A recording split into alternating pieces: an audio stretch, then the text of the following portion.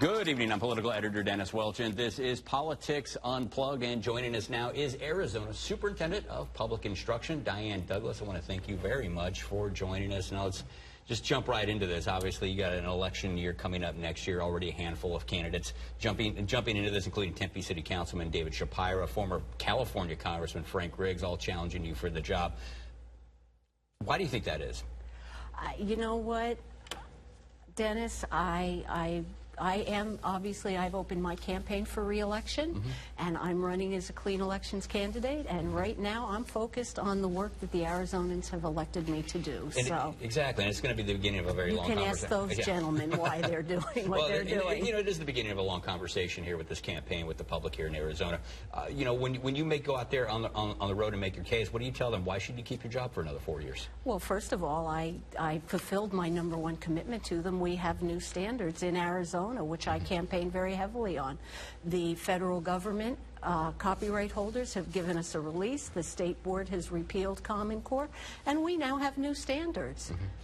So, but to that point, obviously, being the top school official here in Arizona, you start looking at the news that comes out constantly. Not very good for Arizona. Look, the U.S. News and World Report ranks Arizona, the quality of K-12 education here in Arizona, 48th in the nation, near at the bottom in teacher pay. I mean, when you start looking at stuff like that, voters may start looking at you, go, how come we haven't seen much improvement? Well, and that's why I'm delighted to talk about my Prop 301 proposal to increase teachers' pay. Since I've been in office the last 2.5 years, I've traveled the state. I think we're on our 4th trip around holding town halls. And overwhelmingly what Arizonans have said is they want their teachers paid better, and I agree with them. That's why I'm recommending a 1/4 of a cent permanent increase to the sales tax. Get rid of financial cliffs that school boards have to face, and we can get 11% or about $5,000 into teachers' salaries with a continuation of that and an increase of it. Groceries for a family of 4 for a year, or to pay their student loans. And right now, the median income for teachers in Arizona, just a little over 40,000, about 41,000. I think that ranks about near last in the country right now. Now, you're talking about boosting that sales tax up from 0.6% to a full percentage point out there. How are you going to get that to the ballot? What are you doing right now? What we're going to do is we're going to propose language, and the important thing for our citizens and our teachers to know is that the recommendation we make will be non-supplanting language, so that this money has to go to teachers and to our school facility board. I'm sure you're aware there's yet another lawsuit against the state over our school facilities. So my staff is going to propose language to the legislature to refer that to the ballot. Okay, now I want to show you this kind of graphic right now when we start talking about teacher pay. Quickly, now this measure of median pay for teachers compiled by the Morrison Institute, and we're looking at the green and yellow lines. Both show a decline in pay for teachers from 2001 to 2016. One of the interesting points that the Morrison Institute makes is that teachers are not taking pay cuts, but we are seeing a bigger percentage of new teachers all lowering the starting salaries, which brings that median income downward. That's another big issue here. A teacher shortage. Many of them are leaving within the first 3 years. What can be done to keep them there?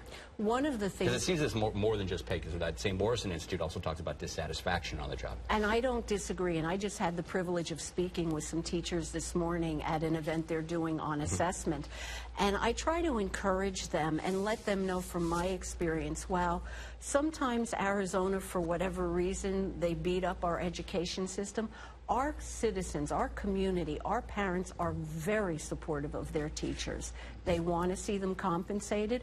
One of the things we've worked with the universities, and some of the universities are working on it, is get those prospective teachers into the classroom earlier in their training preparation programs, so they can see, is this really a right fit for them before they start running up student loans? Sure, and you know that's a different issue with the student loans and whatnot. But how are you going to be able to keep them? How can you guarantee that some of these teachers are going to be staying in larger numbers? We've got to give them the support that they need within their districts and from the department. We do a lot of work with teacher preparation, teacher development, to make sure they feel like they have the support they need to be successful in the classroom. Okay, and now I want to point out, talk to you a little bit about another big issue that passed in the legislature here recently. We talked about the school voucher programs, and this would allow parents to take money, public money, to send their kids to private or parochial school. You'd been very quiet on that issue leading up to that vote. Do you think Arizona made the right decision in moving forward with that, allowing all kids in Arizona, all 1 million K-12 kids in Arizona, to be eligible for programs like that? Well, I don't think that's what we're seeing initially. And if I've They're been all quiet, eligible.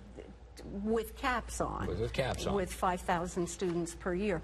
My concern, what I'm tasked with on that program, is the oversight of that program, to make sure that the money's spent appropriately, to make sure that we can't obviously go to the private school and ask them, the law doesn't allow us to do that, but to make sure that it is spent appropriately and for educational purposes. And I take that very seriously, because while these are private schools, this is public money. And I understand that your job is to implement those policies and whatnot, but did the state make the right decision? Is this the right policy for Arizona, yes or no? Time will tell. Quite honestly, time will tell. I support parental choice because, quite frankly, God gives children to parents, not to government bureaucracy. So parents have to make the right choice for their children.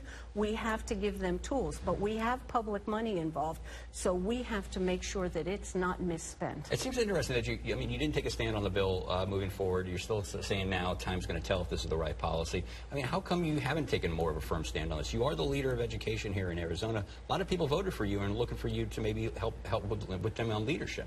Because, once again, as I said, parental choice is very important in education, and parents have to make those decisions for their children. Effectively, what the legislature has done, and they are in my opinion, the policy piece of it, the political piece of it, if you will. They believe, they've heard that this is what the people of Arizona want. So now, if I recall, we had Frank Riggs on this show. Now, he took a stand. He's running for your job. He's taking a stand on this. He thinks that this program should only be for parents of disabled children, as it was originally intended. And that's how do you agree with that? And that's how it was intended. And yes, there was a very narrow scope when it was originally put into place. I lean more in that direction, but once again, parents need to decide. Our legislature has told us they believe this is what parents want. My role is that it needs to be, the proper oversight needs to be in place for the taxpayer money. So I'm going to make sure everything that we can possibly do happens to make sure the proper expenditures are made as the legislature has mandated them to do. Okay, the last question on this topic. Do you think, there's been a lot of back and forth on this, whether or not that this is actually hurting public schools. Do you think this voucher program at the end of the day is going to drain too much money out of public schools or more money out of public schools? My personal opinion, and once again, time will tell because it always does, is that I think it likely is to have more impact on charter schools than it will on traditional district schools, just because those tend to be the early innovators, if you will, on making choices. So I think it might impact our charters more than the legislature thinks it will. Now let's talk about that other issue you mentioned at the top of the show. Now, this was your #1 issue when you were running for office a few years ago for your first term. Common Core. Explain us where it's at right now, what more needs to be done. What needs to happen now needs to happen at our district level. We are a local control state, so that means our locally elected school boards determine textbooks, instructional programs, how teacher prep for the standards is put in place. We have at the state level, 2.5 months into office, I received a release from the federal copyright holders. They said Arizona can now do what they want with their standards. We got, in October of 2015, the State Board of Ed repealed Common Core as the official standards of the state, and we now have revised English language, arts, and math standards, and I wish I brought my books. Now, we talked about a month ago, And you said that the Common Core hasn't been all of the changes haven't been fully implemented. Can you explain a little bit more on that? Well, what we have to do is make sure that our teachers are ready with the changes that have been put in place. So that's what we've been doing at the department, is working with our teachers.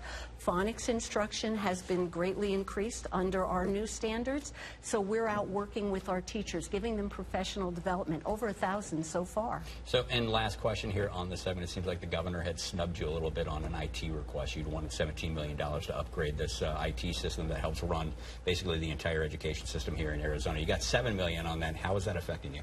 Well, that's going to mean we can't move forward to replace the pieces of the system that need to be replaced, especially the two pieces, what they call APOR and CHAR, which sends the money out to our traditional districts and to our charter schools.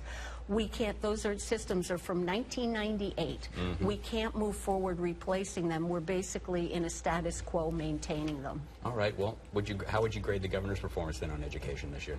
Well, I appreciate that they've done a lot of work on it. One of the problems with education funding, and that's clearly our biggest issue, is when people hear that we have a $9.3, $9.5 billion budget in this state, and it sounds like a lot of money, although Massachusetts with similar demographics has about $39 billion in their state fund.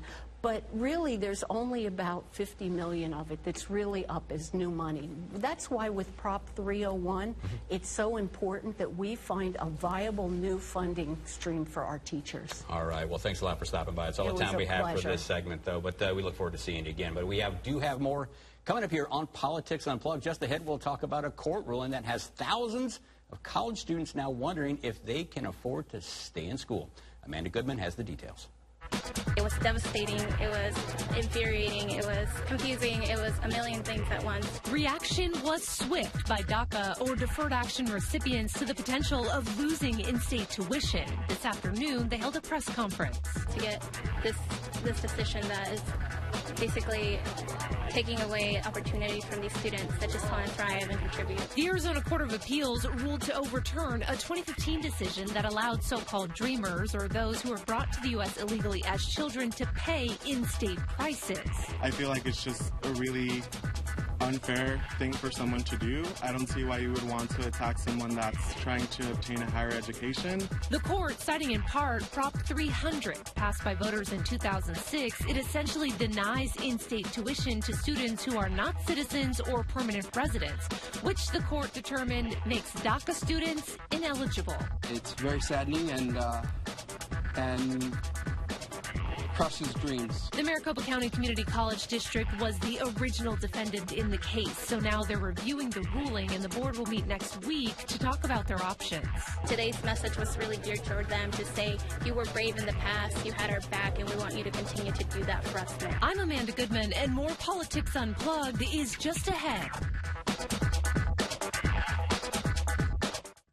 The Boys Town National Hotline, keeping your family safe, strong, and together. Call 800-448-3000 or visit boystown.org/parenting. Our trained counselors are available to listen and provide advice to parents with children of all ages. Being hit while riding a motorcycle can be devastating. You'll have major injuries and major hospital bills. Hurt while riding a motorcycle? You know who to call. I'm attorney Kevin Rowe, and we'll fight hard to get you every dollar you deserve. 977-1900-HOPE. At American.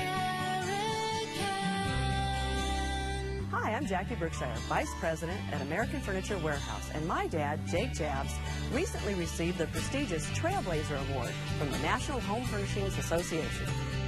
This award recognizes American Furniture's continuing contribution to the furniture industry and the community. We are thankful and proud to receive this national award from our peers in the furniture industry. Thank you for your business. My life was perfect, cutest kid in the world, and a great husband. Then it was almost destroyed. I was rear-ended in an auto accident, and all of a sudden, nothing was right. Luckily, a friend told me about emergency chiropractic. I was skeptical and reluctant. The treatment was incredible, all done with no deductible, no copay, and no out-of-pocket cost. I'm a believer. Don't let an accident ruin your life. Call Emergency Chiropractic. Emergency Chiropractic, the kind of care you want today. Buckle up. The Red Red, White, and You sales event is happening now at Chapman Chevrolet. The vehicles you want, the savings you love. Right now, get up to 20% off MSRP on a new Chevy Sonic. Up to 20% off MSRP on Silverado. That's huge savings. Hundreds to choose from and more on the way. Chapman Chevrolet, where low prices and friendly service go hand in hand. Don't miss Red, White, and You, going on now at Chapman Chevrolet. Online at chapmanchevy.com. Thank you for calling Lerner and Rowe Injury Attorneys. Thank you for calling Lerner and Rowe Injury Attorneys. Thank you for calling Lerner and Rowe Injury Attorneys. Hurt in a wreck and need to speak to an attorney? We're available 24/7. Get the help when you need it right now. I'm attorney Kevin Rowe. 977-1900.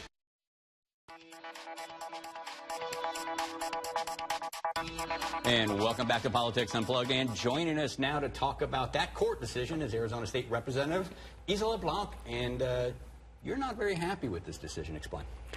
No, you know what? As a person, you probably know part of my story. I was undocumented and had the opportunity as a legal permanent resident to attend Arizona State University at a time where I could go and receive financial aid and go to university. So for me, this is a real personal issue because I know what it's like to live in the shadows. And more importantly, I know what it's like to benefit from higher education. Okay, so what kind of steps can you take moving forward then? Are you going to be making moving forward then on this issue? As a legislator? Yeah. You know, that's well, really... an activist, too, as a community activist. Oh, Either or. Either or. Well, you know, it's so interesting that you say that. I was thinking about that, and I do think we do need to respect the will of the voters. It's incredibly important because, as you know, this passed in 2006. But circumstances were different in 2006. We didn't have students that were identified as DACA. Mm-hmm. And so I really do think we need to at least look at it and revisit it and start having real conversations about the impacts this is having on youth, right? These are youth in our state that are going to our high schools, and we want to make sure that they continue with their higher education. You know, the conversation is always making sure that these kids can go to higher ed because they'll get better jobs, and if they get better jobs, they're going to continue to contribute to our economy and our society, as they already are. Now, the Arizona Latino Legislative Caucus put out a statement earlier in the last week, and I want to read part of that here right now. It says, the members of the Arizona Latino Legislative Caucus believe that our state is made stronger when those who are building lives here have access to affordable college. This decision is one step in a complex judicial process, and we hope the Maricopa County Community Colleges District continues to seek justice for dreamers from the Arizona Supreme Court. These are real people. I can name them. I know several. A young lady named Jimena who is going to Scottsdale Community College, who's going to be and is affected by this, right? Because she's going to have to pay 3 times the tuition. And this is a young woman who works full-time and goes to school. She wants to continue to improve her outcomes. A young man that just graduated from Tempe High School, Jose Luis, he's having to go out of state. So this is a loss to, again, our state, because these are young people that are given permission to work here, and also the opportunity to continue to help our economy improve, and they are. Now, the community college district, they're a plaintiff in this case. Now, have you had any conversations with them recently? Not recently, no, but I think we definitely need to start moving forward and thinking about, well, first of all, allowing the judicial process to continue, but then what can I as a legislator do to be a stronger voice for our dreamers? And that's something I'm really thinking about. In fact, Representative Cesar Chavez, who also shares the same story, also undocumented, first undocumented person to be elected just as I in 2016. These are things that we're going to start having serious conversations about, because we are being impacted every day by initiatives like this, but also by the state legislature as well. All right. I also want to, a lot of people will be wondering if they're watching this. Obviously, the community college district was the plaintiff in this case, though. But does this have repercussions for the university system, any other community college districts here in Arizona?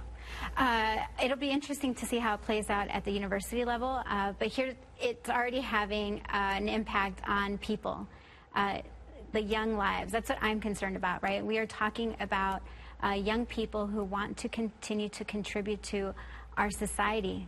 And again, I think of the Jimenez and the Jose's or the Oscar Hernandez. There was a great article written around him. I'm just really I'm really sad. I'm really sad about this, and I know that Arizonans understand the value of higher education. Yeah, and we got a little less than a minute here, though, but the Attorney General, Mark Brnovich, he did weigh in on this thing. I'll read part of his statement here. It says, I am sympathetic to all young adults looking to improve their lives, but as Attorney General, my job is to defend the law and not second-guess the will of Arizona voters. What do you think when you hear that? I think that we are not being thoughtful. Again, in 2006, the circumstances were vastly different than they are currently. We did not have DACA, and these are, again, people that have been given permission by the federal government to be in the state and to work if they want to pursue, working, and they are contributing to our society. They are contributing every day to our communities. And do you think we need a new initiative? I definitely think we need to move forward on the changing circumstances of Arizona, so absolutely, yes. All right. Well, thanks a lot for stopping by. But we have to take another quick break here, but we do have lots more to talk about here on Politics Unplugged. The current bill looks like we're keeping large parts of Obamacare. In fact, one of the architects, Jonathan Gruber, has come out and saying, hooray, it looks like they're not really repealing Obamacare.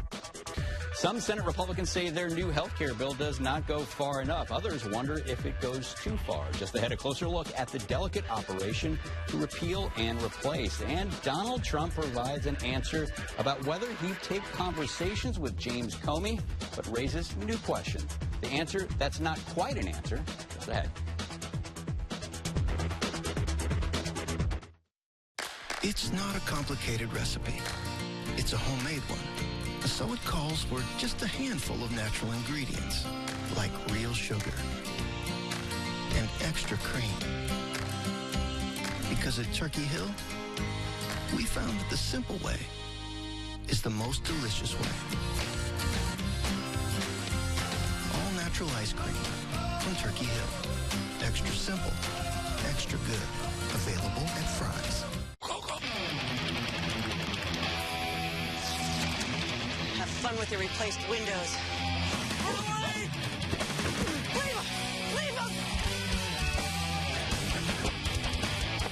Brick and mortar, what?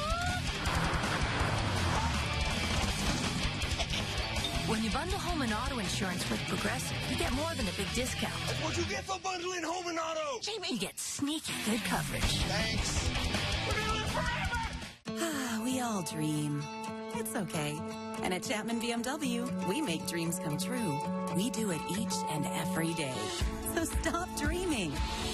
Let Chapman BMW deliver the BMW of your dreams with a payment you never thought possible. Drive the 2017 BMW 320i for only $289 per month. Chapman BMW, the best ownership experience possible.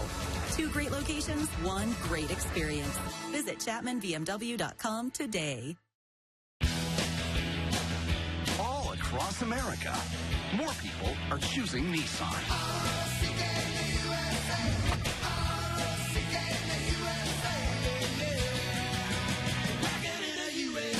It's America's best sales event at Nissan, the fastest growing auto brand in the USA. Take on every day and save up to $3,000 on Sentra or get a low $189 per month lease on Altima. Get to your local Nissan dealer today. How do you want to live? As a decent person? Good husband?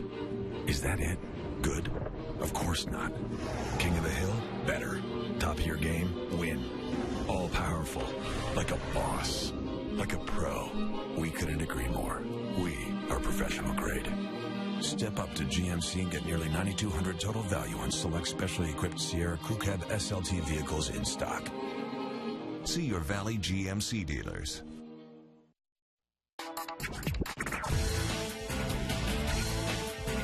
And welcome back to Politics Unplugged. It's now time to talk it out with our partners from First Strategic. With us today, Kurt Davis and Marcus Dellartino. Thank you guys very much. And I just want to get your reaction to that last segment there. Where do you think the state's headed now with this in-state tuition for Dreamers? Well, it's a complicated and sympathetic issue. However, the court's decision is based on the law, and the Attorney General's opinion was pretty clear about that.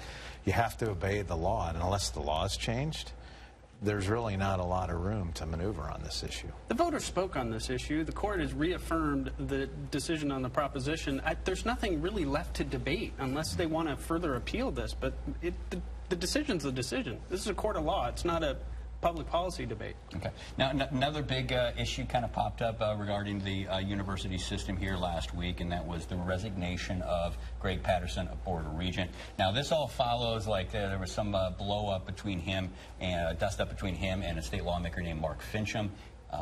Greg Patterson happened to be recording these conversations in which he basically accused Fincham of not being a real cowboy for all intents and purposes.